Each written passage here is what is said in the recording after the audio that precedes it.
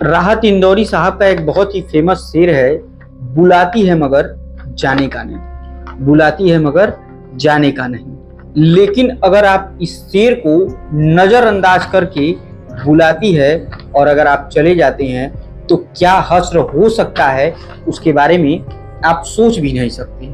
जी हाँ दोस्तों, मैं ऐसा क्यों कह रहा हूँ और राहत इंदौरी साहब के इस शेर का मतलब क्या है और क्यों उन्होंने मना कर रखा है कि बुलाती है मगर जाने का नहीं, इस एक एक चीज को मैं आगे वीडियो में आपको बताऊंगा। लेकिन इसका क्या परिणाम हो सकता है, इस कहानी में अंत तक जरूर बने रहिएगा और इसे सुनिएगा भी जरूर, क्योंकि कुछ नई ऐप्स और नए तरीकों से आपको कैसे अपने बहकावे में लिया जा सकता है, इसकी पूरी कहानी मैं आज आपको बताऊंगा। क्योंकि विगत कुछ दिनों से मैं दोस्तों वीडियो बनाना ही नहीं चाह रहा था, पता नहीं क्यों, मुझे अंदर से ही नहीं इच्छा हो रही थी। लेकिन आज इस खबर को देखने के बाद मेरे मन में एक बार और उत्सुकता जगी कि क्यों ना एक बार और वीडियो बना के लोगों को सचेत करने का काम शुरू किया जाए। लोगों का काम है वीडियो देखना, वो देखे ना देखे वो उनकी मर्जी है, लेकिन मेरा काम है लोगों तक सच्चाई पहुंचाना और उन्हें सदैव सतर्क करना। तो दोस्तों, अगर आप चैनल पर नए हैं तो कृपया चैनल को सब्सक्राइब, वीडियो को लाइक और वीडियो से ज्यादा शेयर जरूर कीजिएगा।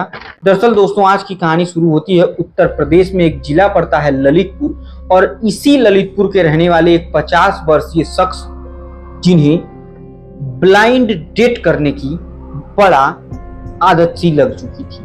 वो ब्लाइंड डेट के बारे में जानना चाहते थे कि ये डेट होता भी है या नहीं होता है, और अगर होता है तो ब्लाइंड डेट कैसे होता है।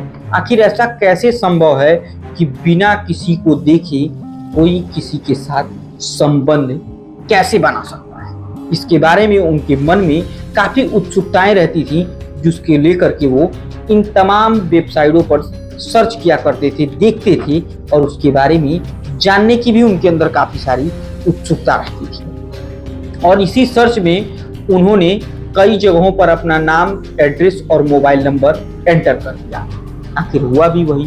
कुछ दिनों के बाद एक लड़की, जिसने अपना नाम किरण बताया और अपनी उम्र 35 वर्षों के आसपास बताई, उसका फोन इस 50 वर्षीय शख्स के पास आता है, जिनका नाम लल्लू चौबे बताया जाता है।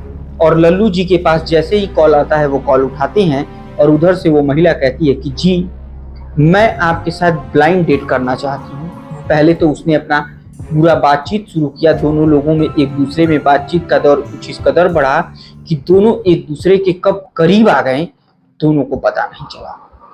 अब दोस्तों, ये जानना आपके लिए बेहद जरूरी है कि आखिर ये ब्लाइंड डेट होता क्या है। तो जैसे विदेशों में एक ब्लाइंड डेट होता है, जिसमें कोई भी पुरुष या महिला अपनी बिना किसी मिले हुए, बिना किसी जाने हुए शख्स के साथ डेट पर जाती है, यानी उसके साथ संबंध बनाती है, उसके साथ वो उस हद तक जाती है जिस तरीके से वो अपने प्रेमी या पति के साथ संबंध बनाती है। इसमें शर्त ये रहता है कि न वो महिला इस व्यक्ति को जानेगी और ना यह व्यक्ति उस महिला को जानता होगा। इसे ब्लाइंड डेट कहते हैं।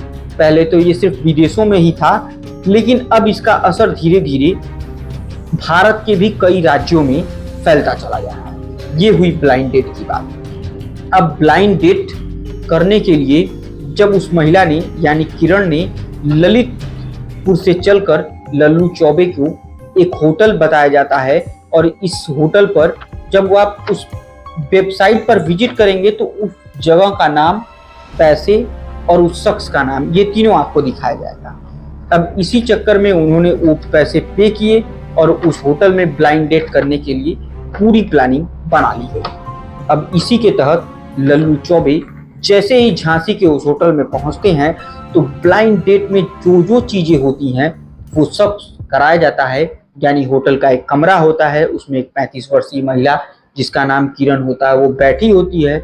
लल्लू चौबे आते हैं, उससे मिलते हैं, उससे बातचीत करते हैं और अब दोनों डेट करने की तैयारी शुरू करते हैं। इसी दरमियान दो शख्स, अखिलेश अहिरवार और सतीश सिंह बुंदेला, ये दोनों लोगों की उसी कमरे में एंट्री होती है और आखिरकार लल्लू चौबे जी को उसी कमरे में बंधक बना दिया जाता है। और बंधक बनाने के बाद अब इनसे इन्हीं के परिवार को फोन कराया जाता है कि मैं किडनैप हो गया हूँ, मुझे 3 लाख रुपए कहीं से अरेंज करके दो।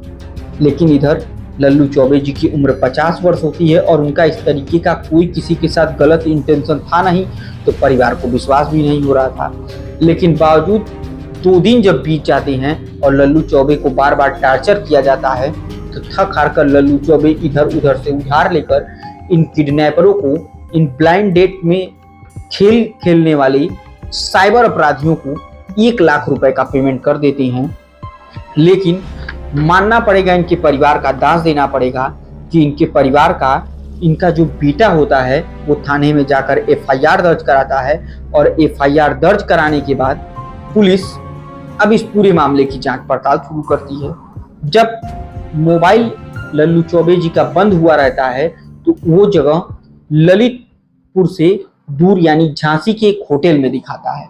अब पुलिस और लल्लू चौबे जी का बेटा और बेटे के संपर्क में किडनैपर और बेटा एक संपर्क में रहते हैं, लेकिन किडनैपरों को ये बात नहीं पता था कि पुलिस भी उनके संपर्क में है। आखिरकार उसी में से कांस्टेबल को पुलिस वालों ने लल्लू चौबे का बेटा बनाया और 2 लाख रुपए लेकर बुलाए गए स्थान पर कहा कि मैं मिलूंगा।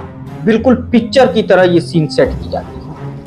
आखिरकार एक कांस्टेबल लल्लू चौबे जी का बेटा बनता है और वो 2 लाख रुपए लेकर किडनैपर के द्वारा बताए गए स्थान पर पहुंचता है और वहां पर खड़े होकर इंतजार करता है।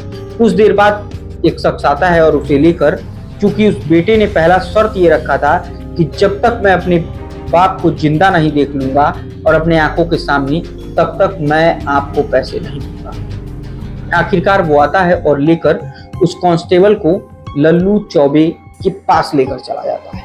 इधर पुलिस का प्लान बिल्कुल तैयार रखा हुआ था और जैसे ही वो शख्स वहां पर पहुंचता है तो तुरंत ही पीछे से पुलिस भी पहुंच जाती है और मौकाए वारदात पर 3 लोगों को गिरफ्तार किया जाता है और लल्लू चौबे जी को सकुशल वहां से निकाल लिया जाता है। जिसमें पहला जो शख्स होता है, जो जिले के एसएसपी साहब बताते हैं, अखिलेश अहिरवार, जिसकी उम्र 30 वर्ष, किरण जो महिला जो ब्लाइंड डेट करने के लिए लोगों को जाल में फंसाती हैं और बुलाती हैं, उनका उम्र 35 वर्ष, और सतीश बुंदेला जिसकी उम्र तकरीबन 25 से 26 वर्ष के आसपास। इन तीनों लोगों को पुलिस गिरफ्तार करती है और जिले के एसएसपी ये कहते हैं कि ये ऐसा ही नहीं है कि ये सिर्फ इनके साथ ही हुआ है, इन लोगों ने ऐसा न जाने कितने मासूमों को साथ, और जिनकी उम्र 45 से ऊपर और वो ब्लाइंड डेट पर डेट करने के लिए सर्च करते हैं, ऐसे न जाने कितने लोगों को